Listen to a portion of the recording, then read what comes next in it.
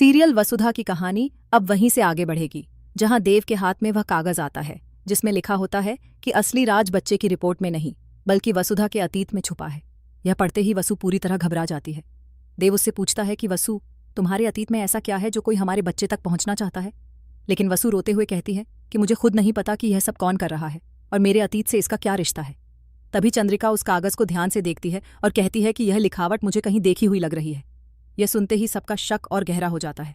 दूसरी तरफ दिव्या को उस नकाबपोश आदमी के फोन से एक पुरानी फोटो मिलती है जिसमें वसुधा बचपन में किसी अनजान औरत के साथ नजर आती है।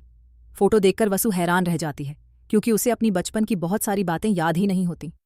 देव तुरंत उस फोटो को लेकर वसुधा के पुराने घर पहुंचता है, जहां उसे एक पुराना संदूक मिलता है। उस संदूक में वसु की बचपन की तस्वीरें, एक अस्पताल की पुरानी फाइल और एक ऐसा कागज मिलता है जिस पर चौहान परिवार का नाम लिखा होता है। देव यह देखकर सन्न रह जाता है। उसे समझ आने लगता है कि वसुधा का चौहान परिवार से रिश्ता शायद आज का नहीं बल्कि बहुत पुराना है। इधर अस्पताल में होश में आने के बाद नकाबपोश आदमी देव को सिर्फ एक बात बताता है। वह कहता है कि सारिका मैडम ने मुझे पैसे जरूर दिए थे, लेकिन असली आदेश किसी और का था।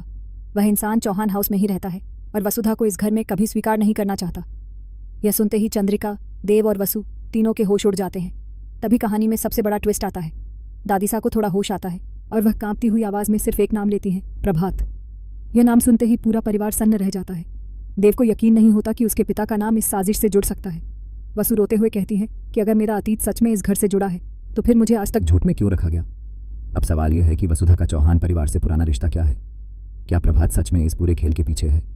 क्या सारिका सिर्फ एक मोहरा थी और दादीसा ऐसा कौन सा राज छुपा रही हैं जो वसु की पूरी जिंदगी बदल देगा?